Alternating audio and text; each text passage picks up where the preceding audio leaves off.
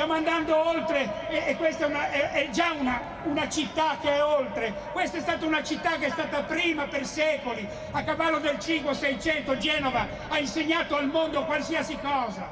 Noi abbiamo inventato tutto, abbiamo inventato le banche, i boti, i CCT, i debiti, i cognomi, le assicurazioni, abbiamo inventato tutto e deve partire di qua la più grande e straordinaria rivoluzione culturale nella storia della politica italiana.